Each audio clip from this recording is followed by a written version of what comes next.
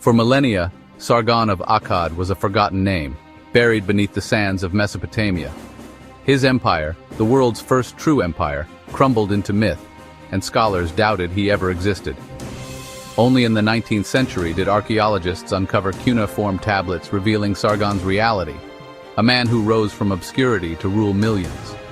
These records described his campaigns, reforms, and a vast territory, piecing together the story of a ruler whose ambition changed history. Yet the heart of his empire, Akkad itself, remains lost, a testament to the fragility of memory. Sargon was the blueprint for every conqueror who followed, from Alexander to Caesar. His reign, beginning around 2334 BCE, marked the birth of empire and centralized power. Before all others, there was Sargon, the first to rule the world as he knew it. Sargon's origins are legendary, a tale he may have shaped to legitimize his rule. In the ancient world, stories were more than entertainment. They were powerful tools, shaping how rulers were seen and remembered. Sargon's story, passed down through generations, was carefully crafted to inspire awe and loyalty. Born in secret to a high priestess, he was set adrift in a basket on the Euphrates, echoing the later story of Moses. The river, a symbol of both danger and hope, carried the infant Sargon away from the world of palaces and priests into the unknown. His mother's desperate act was both a sacrifice and a prayer, trusting the gods to decide his fate. Rescued by Aki, a humble gardener, Sargon grew up far from power, learning the ways of ordinary people. He learned to till the soil, to respect the rhythms of the land, and to understand the struggles of those who worked with their hands.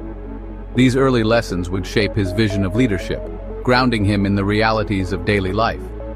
This story distanced him from Sumerian royalty, connecting him instead to the gods and the common folk. By tracing his roots to a priestess and a gardener, Sargon's legend bridged the worlds of the divine and the everyday, making him relatable yet extraordinary. It painted him as a divinely chosen outsider, destined for greatness. The image of a child, abandoned yet protected by fate, resonated deeply with people who longed for hope and change. Whether fact or political myth, the narrative justified his rise and appealed to those he would one day rule. Storytellers and scribes repeated the tale, ensuring that Sargon's humble beginnings were never forgotten, and that his ascent seemed both miraculous and inevitable. The archetype of the hidden child who becomes a leader is timeless, and Sargon's version helped him seize power. It became a model for future generations, a reminder that greatness can emerge from the most unlikely places. From these humble beginnings, Sargon would soon step onto the stage of history. His journey from obscurity to prominence was not just personal, it was a symbol of transformation for all of Mesopotamia. The truth of his birth may be lost, but the legend fueled a revolution that changed Mesopotamia forever. People rallied behind the idea of a leader chosen by destiny, someone who understood their struggles and could unite the land. Sargon's journey from riverbank to throne was just beginning. The path ahead would be filled with challenges, but his story had already captured the imagination of a civilization. His story would become the foundation of empire. Sargon's legend was not just about one man, it was about the birth of a new era. The gardener's son was destined to rule, and his legend would echo through the ages, inspiring countless generations to come. Sargon's extraordinary journey began in the bustling royal court of Kish, a city that stood as a beacon of power and culture in ancient Mesopotamia. There, he served as cupbearer to King Ur-Zababa, a role that was far more than ceremonial. As cupbearer, Sargon was entrusted with the king's safety, tasting his wine and food, and standing ever at his side. This position placed Sargon at the very heart of the kingdom's secrets, exposing him to the inner workings of politics, military strategy, and the constant undercurrent of courtly intrigue. But fate took a dramatic turn when King Ur-Zababa was haunted by a troubling dream, one that convinced him Sargon was destined to usurp him. Paranoia gripped the king, and he plotted Sargon's demise through a series of failed assassination attempts. Sargon was sent to Lugal-Zaggisi of Uruk, carrying a sealed tablet with secret orders for his execution. Yet, through cunning and quick thinking, Sargon managed to survive, outwitting those who sought his end. The precise details of his escape have faded into legend, but what is clear is that Sargon did not fall victim to these plots. Instead, he emerged as a force to be reckoned with, a man marked by destiny. Seizing the throne of Kish, Sargon transformed from a humble servant into a sovereign ruler, forever altering the course of history. Yet for Sargon, ruling a single city was not enough. His ambition stretched far beyond the walls of Kish, reaching towards the horizon.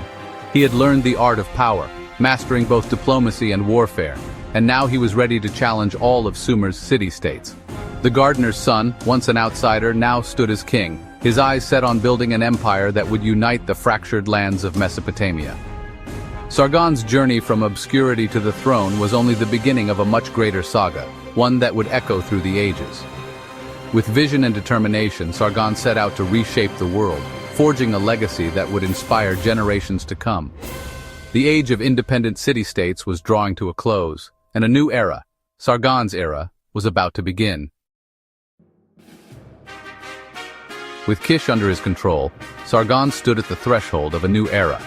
His ambitions stretched far beyond the city's walls, and his gaze turned southward toward the fertile plains and bustling cities of Sumer.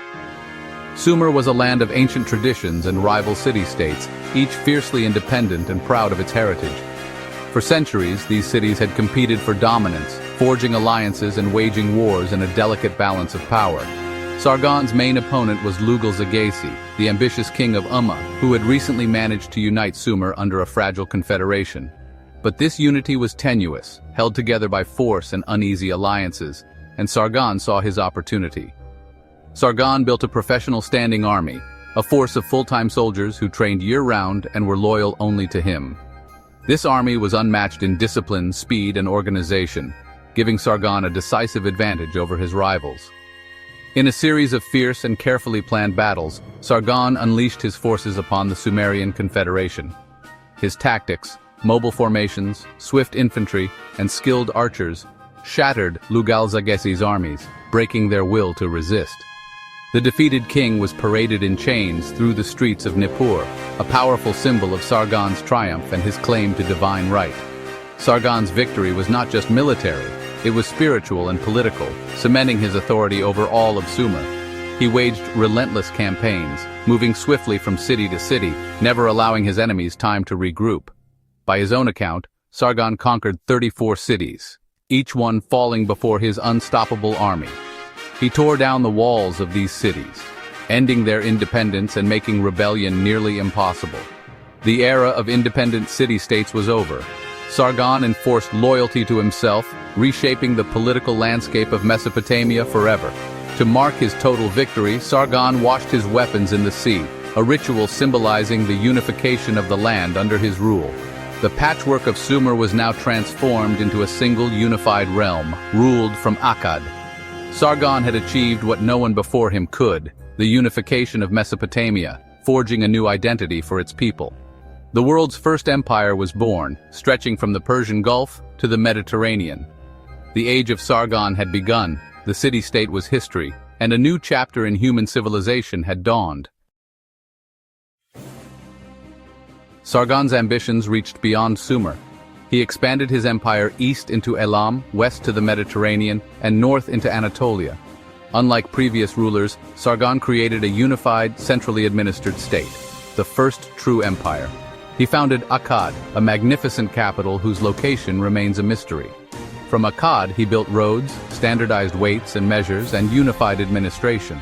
Trade flourished, connecting distant lands from the Indus Valley to Anatolia. Sargon's empire became an economic powerhouse, reshaping the ancient world. Ships from far-off lands docked at Akkad, bringing wealth and diversity. His rule brought unprecedented integration and stability. Sargon's vision transformed conquest into lasting order. The empire was more than military might. It was a new world. Akkad stood at the center of civilization. Sargon's legacy was set in stone. Sargon's empire was built on military innovation. He created one of history's first professional armies, full-time, loyal, and highly trained. His forces combined archers with infantry, using advanced tactics and the composite bow to outmaneuver enemies. A sophisticated supply system and network of roads allowed rapid deployment across vast distances. Sargon's army could crush rebellions and launch campaigns with unprecedented speed. His 54-year reign was marked by relentless warfare and strategic dominance. The Akkadian military model became the standard for future empires. Sargon proved that organized, professional armies could build and sustain empires. Warfare had become an instrument of grand strategy. Conquest was only half the challenge. Sargon needed to govern. He replaced local rulers with loyal Akkadian governors, often from his inner circle. His own family held key positions. His daughter Enheduanna became high priestess in Ur, blending politics and religion. Enheduanna's hymns united Akkadian and Sumerian beliefs, forging a shared imperial culture. Sargon made Akkadian the language of administration, streamlining governance across his empire. This created a new, unified ruling class and reduced the risk of rebellion. Sargon's reforms became the blueprint for imperial rule. He integrated diverse peoples under a single system. The empire was held together by loyalty, language, and culture. Sargon's model would echo through history. Sargon ruled for 54 years, founding a dynasty that lasted generations. His grandson, Naram-Sin, even declared himself a living god, showing the power Sargon's throne had amassed. The Akkadian Empire set the standard for military, administration, and culture in Mesopotamia. Akkadian art and language spread across the Near East, shaping civilization for centuries. Yet the empire's vastness made it fragile. Rebellions and invasions eventually led to its fall. Akkad's capital was lost, but Sargon's legend endured. Later kings invoked his name, seeking to replicate his unification of Mesopotamia.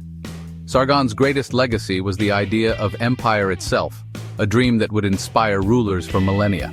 The memory of Sargon outlasted his empire.